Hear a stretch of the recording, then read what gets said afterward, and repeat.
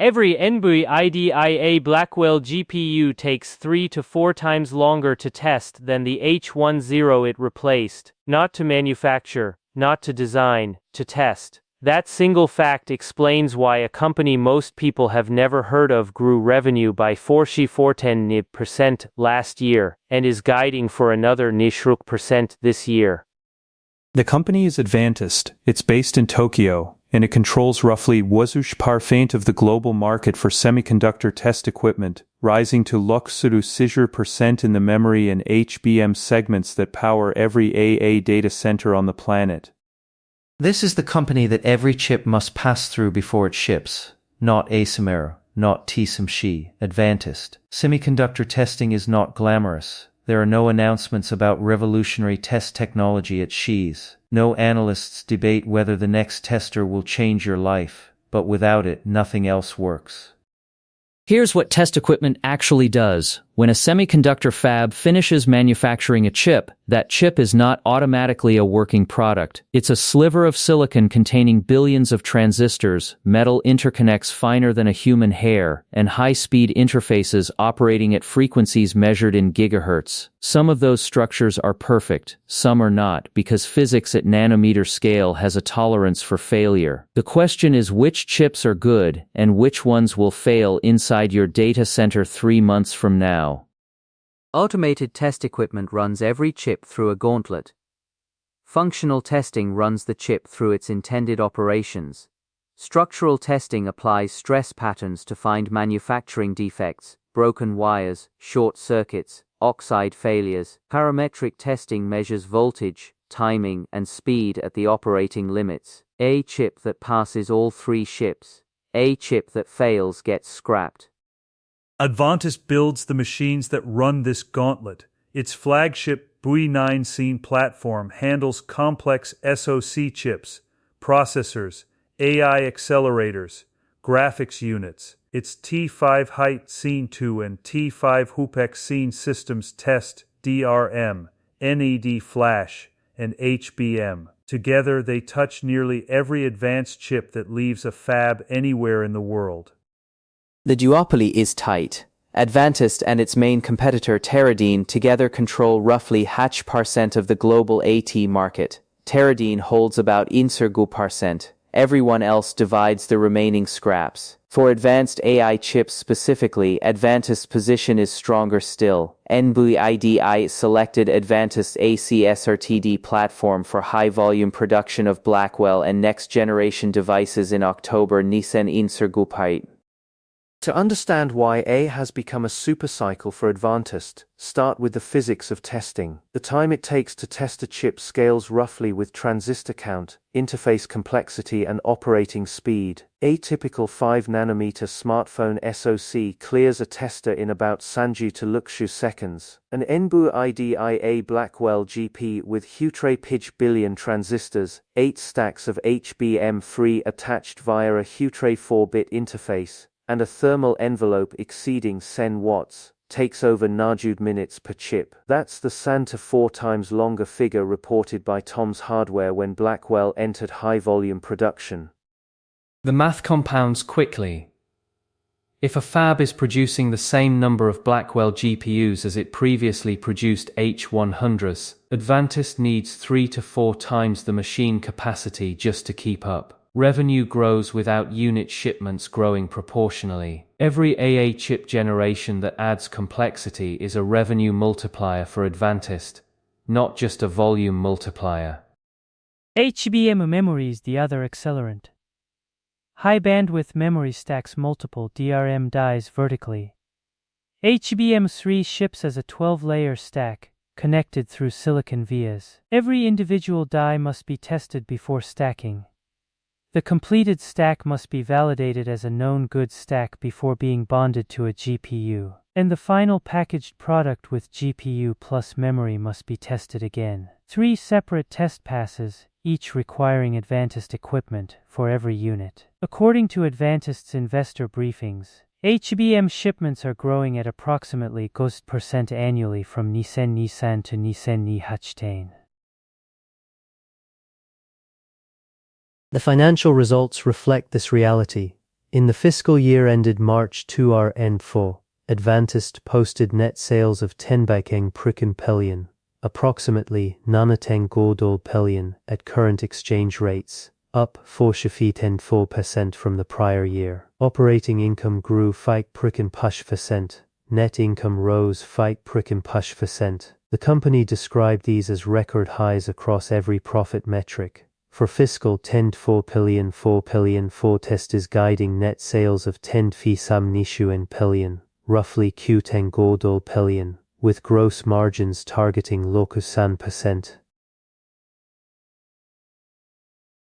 The capacity question is where the story gets structurally interesting. In January, Bloomberg reported that Advantest CEO Douglas Lefevre had stated publicly that producing WASI SoC tester units per year by March and CSVR would be the bare minimum to meet known demand. The company was producing approximately 70 units annually at the time. The roadmap beyond that, Senshin WAFI units, then E1, all targeting a production pipeline anchored by NVIDIA's Blackwell Ultra and AMD's MI4 Delo series.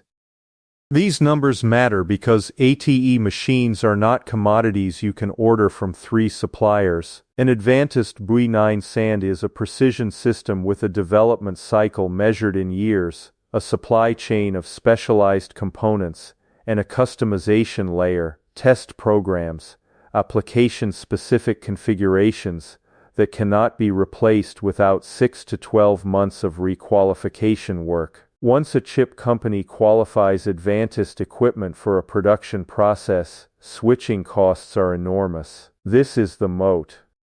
The stock market noticed. Advantest shares traded below Sunday in mid 2 year stand by April 0 year stand 0 years. The same day the company reported its record fiscal year results, the stock hit San Min Nishu Yersen, an all-time high, a roughly 5-fold increase in under 2 years. The analyst community has reached for the most apt comparison available, ASML. The Dutch lithography company holds a 5% share of EUV machines, the equipment required to manufacture chips at 5 nanometer and below. No EUV machine, no advanced chip.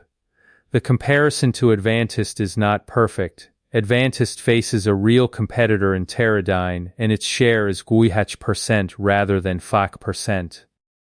But in the specific segment that matters most right now, testing AI accelerators and HBM, the switching costs, lead times, and qualification barriers give Advantest a structural position that analysts at TSPA Semiconductor have explicitly called the ASML of the test industry. That comparison points toward a broader truth about Japan's role in the global semiconductor supply chain. Japan did not win the AA chip race by building AA chips. Samsung and SK Hynix build the HBM.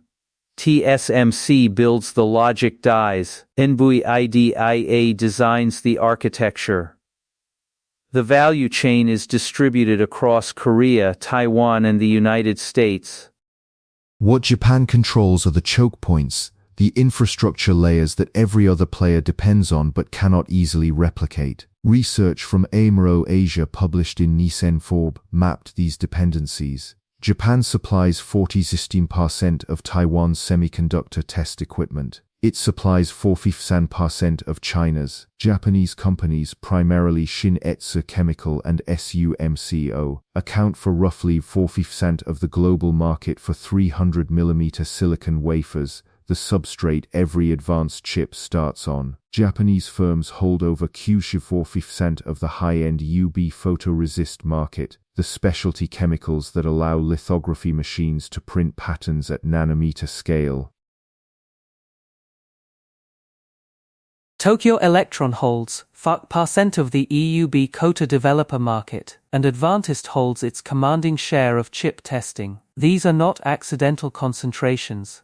They reflect a deliberate industrial strategy that emerged from the wreckage of Japan's semiconductor collapse in the 1990s, when Japanese chip makers lost the DRM wars to Korea, when foundry manufacturing migrated to Taiwan, Japan did not exit the industry. It retreated to the layers of the value chain where precision manufacturing culture, the same obsessive tolerance for flèches latent lei-shi uniformity that defines Shin-Etsu's wafer production, is hardest to replicate at the frontier.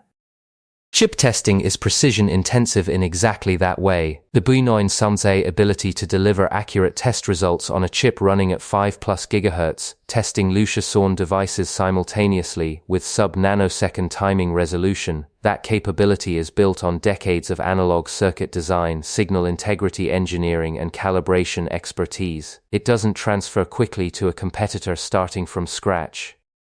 In November, Servov, Japan's Ministry of Economy, Trade and Industry, placed SURF core semiconductor materials, including high-end EUV photoresists, on the export control list, restricting supply to Surisenvet Chinese companies. That action demonstrated something important. Japan's infrastructure layer dominance is not just a commercial asset, it's a geopolitical lever.